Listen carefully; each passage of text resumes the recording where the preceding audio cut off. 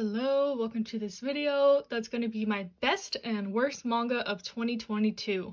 I've kind of been teasing this video a bit. I had a couple other ones leading up to it, like 22 manga I recommend that I read in 2022, and all my dropped series. So today I'm going to be talking about my top 3 ongoing series, my top 3 completed series, the worst 3 series I dropped this year, and the worst 3 series I actually completed. I'll have them timestamped if you want to stick around. If you just want to see the negative stuff or you just want to see the positive stuff, that's okay. But without further ado, let's get into my top 3 ongoing manga of 2022. First, we have a series that comes as no surprise if you're familiar with my channel, but Dr. Stone. I think this year I only read like 4 volumes of it, but those 4 volumes were impeccable, especially volume 22. This is like probably one of the best volumes of manga I've read ever. So yeah, technically the series is completed in Japan. We're going to be getting the ending of it in 2023, but I'm going to consider this ongoing still because I personally haven't finished it. But yeah, Dr. Stone, what more can I say about this? I love this series. It's the series that got me back into reading manga after a long hiatus. I love the science aspects. It's basically about a mysterious event that turned everyone in the world to stone, and thousands of years later people are breaking out of the stone and the world is kind of back to a very primitive state. Everything's overgrown, there's no technology, there's no nothing, and the main character is setting out to rebuild this world with the help of his friends, and also there's some conflict. There's people that have different morals and different opinions about how this new world should be, etc. There's also a mystery aspect with like, why did everyone turn into stone? What happened here? So yeah, I love this. Comedy, mystery, action, all packaged with this amazing art by Boichi. If you haven't seen any of his stuff, I highly implore you to check it out. The anime is good for Dr. Stone, but the art in the manga is like what really makes it stand out. And I highly recommend. I love Dr. Stone with all my heart. Can't wait to see the conclusion. Hopefully it like lives up to the hype, but I won't be that mad if it doesn't because this journey has been so good in my opinion. So yeah, if you haven't checked out Dr. Stone, I highly implore you to. You can read this on Shonen Jump app too if you don't want to get the physical volumes. I just love and adore this series so much. Next, we have a completely new series that I read in 2022. I read up to volume 13 of Yotsuba. I know it's pronounced Yotsuba To because this and is like a toe, but Yotsuba is a adorable slice of life comedy coming of age series. Everything I like in manga pretty much is in here. Family aspects, cute stuff, wholesome moments. Really just the total package if you're looking for something like this. It's about a girl named Yotsuba and her dad moving to a new town and kind of just interacting with the neighbors, exploring this new town, her growing up and seeing the world through like a child's lens. So it's just something nostalgic, cute, funny, not much more I can say. This is just adorable and I'm really glad that I read this year, and I highly recommend if you are a fan of any type of manga like this, like Barakamon or Yakuza's Guide to Babysitting, just involving cute kid shenanigans, slice of life, wholesome, feel-good manga. And then the best ongoing series I read in 2022 is Skip and Loafer, another one that comes as no surprise if you've been keeping up with my reading, but I love Skip and Loafer. This is another kind of slice of life drama with a sprinkle of romance series. It's about a young girl who moves to the big city from the countryside. It's been her dream to like go to Tokyo and become this like superstar, and she's expecting that she's gonna make it big and make all these friends and all this stuff, but that's not quite how it works out. She's actually very awkward. The other students in the class are kind of like wary of her, but it is a beautiful coming of age story, how the classmates come to accept her, how she comes to like learn to thrive in this new environment. It's so charming, the characters are lovable. The scenarios are great. There's a little bit of drama and mystery as well, and potential romance. It's just, again, the whole package. I love this series so much. There's an anime coming out for it soon, so hop on the hype before that comes out. Everyone I know who has tried this has liked it. If you don't like it, that's okay too, but I think this has kind of been like part of my brand that I push this series. I love it so much. I highly recommend if you want a school life, slice of life, wholesome, coming of age, with some deeper topics. The LGBT plus representation is really good in this one as well, like unexpectedly good. It's just integrated into the story so well, which is what I love about this even more. It's just so good. Highly recommend. Love this manga. Please read it if you think you'll be a fan of any of the topics I mention. So yeah, those are my top 3 ongoing manga from 2022. And then we're gonna move to the worst things I dropped. So if you see my drop manga video, these will be included on there. But honestly, I kind of had a hard time picking these and my like top 3 worst ones I completed, because as I've gotten more into reading manga, I've been much better at picking series I think I'll like. So there are less instances of me dropping stuff. Like, I'm being more intentional about what I start. Like, I'm definitely not going to start something that I know I'm going to hate. It's genres I don't like, or themes I don't like. I'm not going to torture myself on purpose, if you know what I mean. So it was quite hard to find stuff that I dropped. Most of these I don't even like hate or anything like that. I just didn't like them enough to continue, or I was just not satisfied with the ending. If I completed them, it was just lackluster or meh. So nothing is terrible on this list. It just wasn't for me ultimately, and I ended up dropping them or just not liking it when I finished it. Okay, so the first drop series I'm going to talk about is Our Teachers Are Dating. So I read 2 volumes of this, half the series. And another thing that's kind of my brand on this channel is trying mediocre girls love manga. I can never find ones I love. I'm gay myself, so maybe that contributes to it, that I like don't like reading stuff that's unrealistic, but I don't know. I think it just is the general consensus that there's not like a ton of amazing girls love manga printed in English, at least, especially ones centered around adults. So Our Teachers Are Dating, the premise sounded good. It's about teachers, adult ladies, they're dating, what could go wrong? And essentially it boils down to, it was just not good in my opinion. It's about these 2 teachers, they work at the same school, they're dating, and their relationship just seems really shallow. At least from the 2 volumes I read, there was not much like explanation about why they like each other, how they got together, etc. They just like go on a couple dates and then they have a lot of sex. This is a pretty explicit manga, which I was not expecting going into it either. I don't read a ton of explicit material, so it was a little bit jarring. But other than that, like I said, it was just shallow. There's some weird aspects with like the kids really rooting for their relationship, being borderline like obsessed with it, like, oh my gosh, my teachers are so cute, shipping them. There's one girl that's like super obsessive about their relationship. So yeah, just was not my thing. I ended up dropping it, which is a shame because it was supposed to be a cute, wholesome, adult, slice of life, workplace romance. That's what I thought I was getting into, but it turned out to be a dud for me. Next we have one I'm kind of sad that I dropped, but we have Crimson Hero. So this is a shoujo manga about volleyball. So I was like, perfect, it's gonna be about volleyball. There's gonna be some romance. I love sports manga. What could go wrong? And honestly, what went wrong in this would not be like a total turnoff for other people. A lot of people have said that to me, like, they know I don't like tropes like enemies to lovers, so whenever I don't like something that has those tropes, they're like, oh, I like this because of those tropes, you know? So Crimson Hero, the things I liked about it was the female lead. She was so great. I loved her passion, I loved her energy, and I also liked the sports aspect.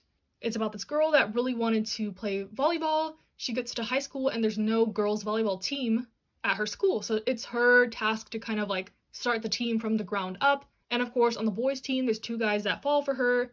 She's also living as like the dorm mother type thing in the boarding house for the boys volleyball team. So she like cooks for them, cleans for them, lives with them. So yeah, there's a love triangle, and that love triangle is kind of a little bit much. I don't usually mind like a love triangle, but I think I would heavily compare this to Waiting for Spring, which is one I didn't like either in terms of the love triangle and the sports aspects. But Crimson Hero is like if Waiting for Spring had a much better female protagonist, but the boys in the love triangle were much more aggressive and weird. But yeah, in Crimson Hero, the guys are like really aggressive, trying to get her attention. One pretty much like assaults her at one point. And after that, I was like, no, I cannot continue any further. I think I got up to volume 6, and I think there's 20 volumes. It's not even completed in English. They stopped the publication. But yeah, it's a shame because I went into this with really good faith. I love sports manga and shoujo manga. Just some of the things that were going on were too much of a turnoff for me. But yeah, it's a shame because I really love the female main character and the sports aspects, but the love triangle was just too much for me and I had to drop it. And number 3 of the manga I dropped, I'm going to talk about Love Me, Love Me Not. Another shoujo manga. I swear I'm not just hating on the shoujo. It just happened to be some of the worst stuff I read this year, but also some of the best stuff, which you'll see in the next segment. But yeah, Love Me, Love Me Not. It is my first dabble into Io Sakisaka. I have not read Aoharu Ride or Strobe Edge, but I had been hearing really good things about Love Me, Love Me Not, so I decided to actually buy all the volumes. So I had all the volumes of this, and I got up to, I think, volume 6, which is where I ended up dropping it. Essentially, the plot is about these 2 girls. One has really fantastical ideas about love. She wants like a fairy tale storybook romance, while the other girl is more of a realist. She's more like, okay, like let's try out this relationship, and if it doesn't work out, it's okay. We don't have to be like in love before we start dating, stuff like that. So going into it, I was expecting more of like a female friendship, more centered manga, which it is, but when we start to get into the romance for each of the two girls, that's where it got too messy for me. There is a step-sibling plot that is pretty prevalent in like the first 4 volumes, and everyone was telling me it gets better, but like there is one moment that just like tipped me over the edge, and I was like, I cannot do this anymore. They don't end up together in the end, but just like, it was too much. It didn't need to be there. But yeah, I also feel like the hopeless romantic girl, the relationship she ends up with, was too fast for the guy after getting over something else, and it was just like a very hard switch up. Like, suddenly they were like the most adorable couple ever after going through all this drama. I don't know, it just felt unrealistic and weird. I didn't like the dynamics. I wanted more female friendship and cuteness, not step-sibling incest plot. So yeah, unfortunately it flopped for me. If you like this, good on you. I'm sad though because it kind of turned me off from Iosaki Saga's other works. I don't know, my best friend loves Aoharu Ride. It's like one of her favorite manga ever. But if there's gonna be weird drama and uncomfortable plot lines like this, then I don't really want to try it. But let me know. If you think I'd like some of her other works better, let me know. It was just ultimately not for me. But next, we're going to talk about some of my favorite completed series of 2022. This video is like a wave, like up and down, the good and the bad. So the first one is one I don't have the physical volumes of. I read this all on Kindle Unlimited. If you have a Amazon Prime subscription, you can read this on there. But it is Mars. So Mars is like a quintessential classic shoujo manga. It's about like the bad boy and the good girl. Basically, this girl, they're in high school. She has some trauma involving men, so she's very like reclusive, doesn't really talk to anybody. But she ends up asking the like class playboy, bad boy to be her muse for her art because she's a painter. And this ends up developing a relationship from there. This is a dramatic, heavy, dark, action-filled shoujo manga. I'll put all the triggers here. But it is intense. There are some like poorly aged things, like the LGBT plus representation is kind of bad. The male lead is a bit aggressive at times, which is questionable because he knows the female lead's like past and her issues. But this tackles so many topics really well. In my opinion, it's gripping. I read this all in like a couple days. The art is gorgeous. It's just a classic. And if you like shoujo manga or like really intense, heavy stuff, I would compare this to something like Nana or Banana Fish type vibes. If you like those, I think you will like Mars. It's just a great package, gripping, action-heavy, drama-filled, intense. The romance is also great, and I love the trope of kind of like the like good girl and the bad guy, and there's also some sports aspect even because he rides motorcycles. So yeah, love Mars. Highly recommend if you want to read something classic that still stands the test of time in my opinion, even though there are some like questionable things due to the age of it. But yeah, full package, love it. Wish the physicals are going to be reprinted or in a new edition because I know that's happening in some other languages, but stay tuned for my 2023 wishlist video because that will be on it. But yeah, love Mars, highly recommend. One of my favorite things I completed this year. And another shoujo manga, but on like the opposite spectrum of Mars, Kimi ni Todoke. So I had read volumes 1 to 10 in 2021, but then I reread them and then read all the way through to 30 in January of 2022. So this was a very like beginning of the year read to me. Started out the year strong.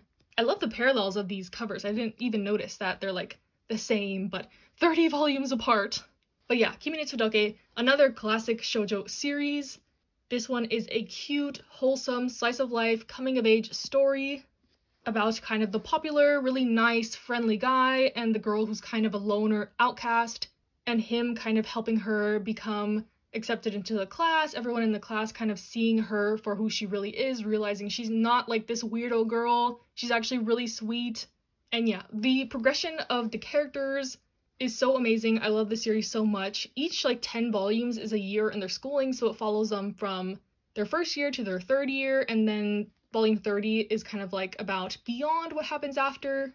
But yeah, I love this series so much. There are some like annoying tropes, like some miscommunication, some going around in circles, some jealousy type stuff, but it's all resolved nicely in my opinion.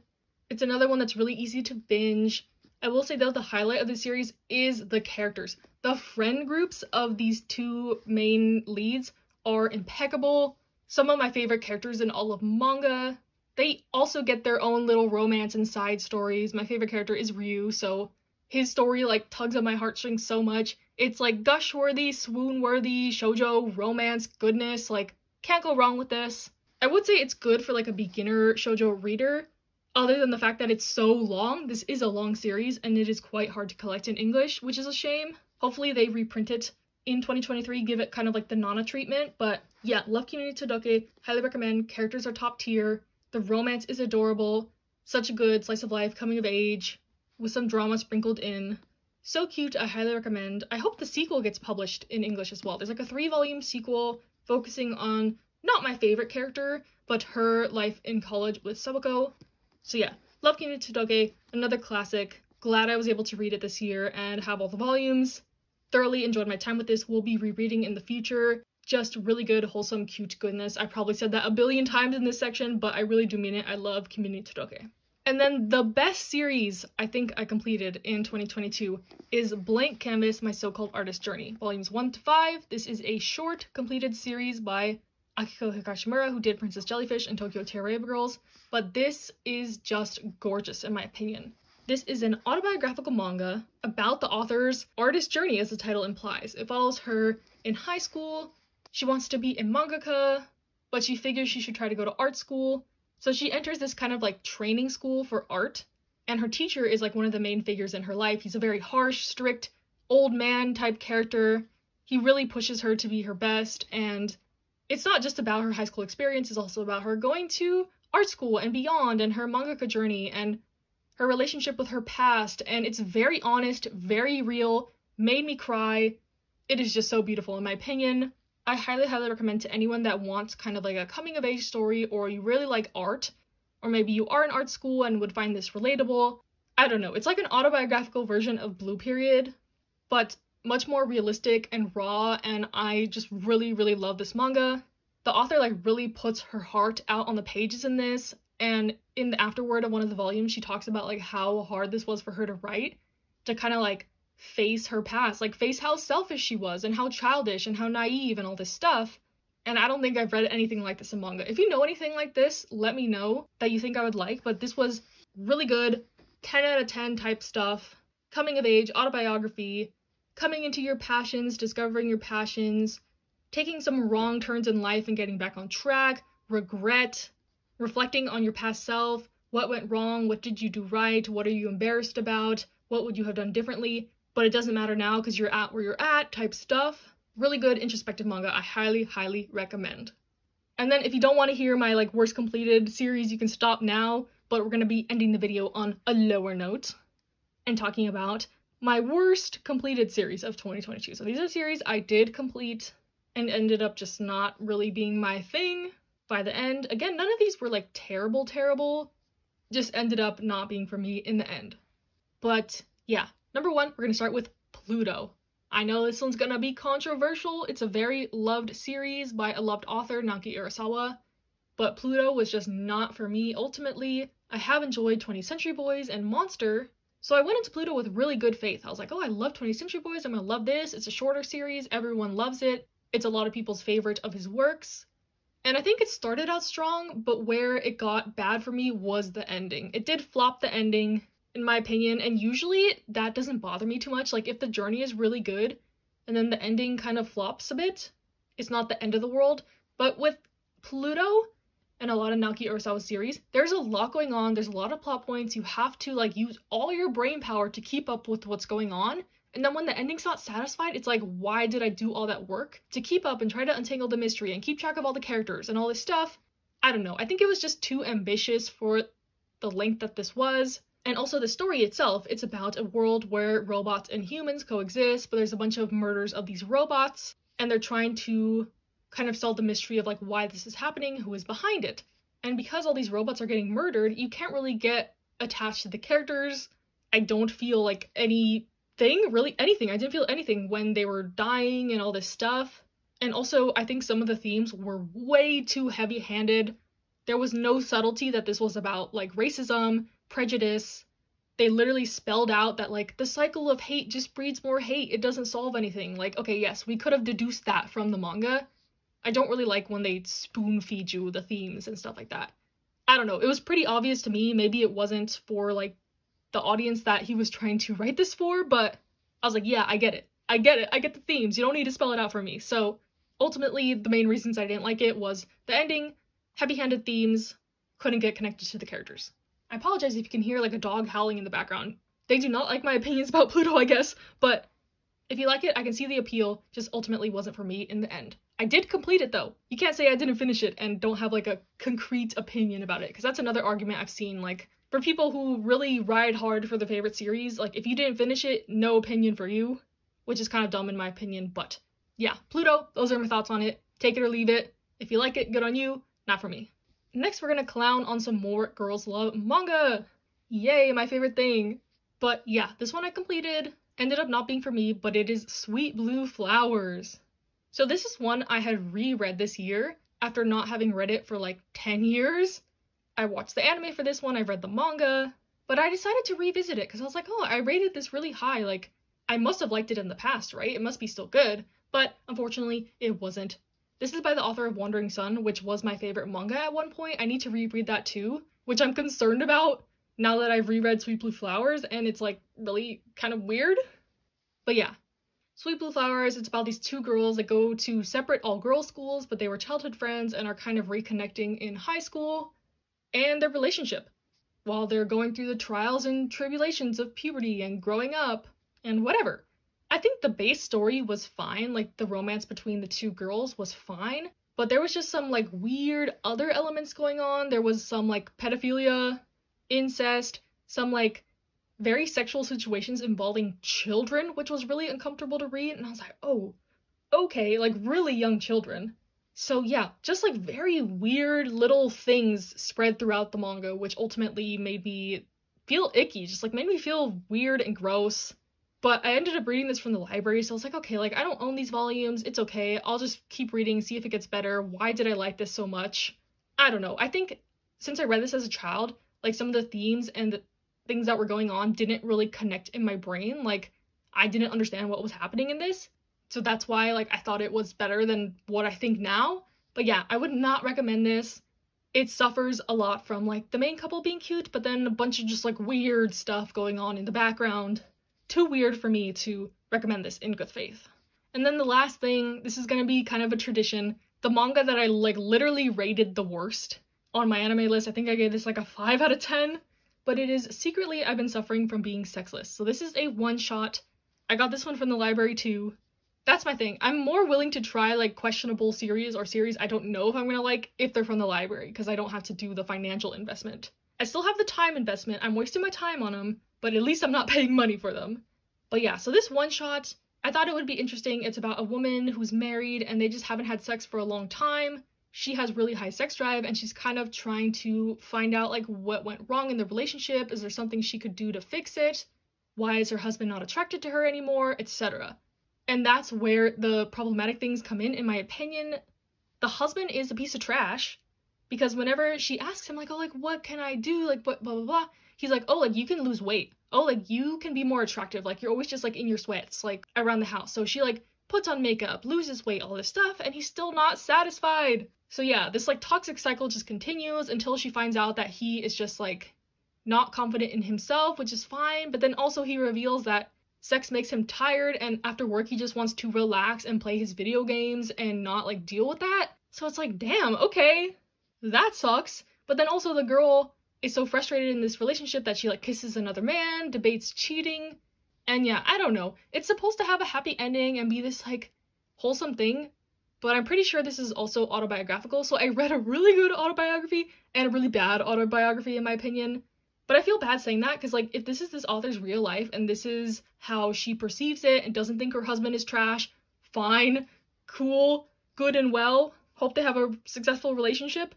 But yeah, this was just not good in my opinion. But I was talking to someone about this and I think like it made me feel emotions. It made me feel angry. So at least did something right. It's not total like a 1 out of 10.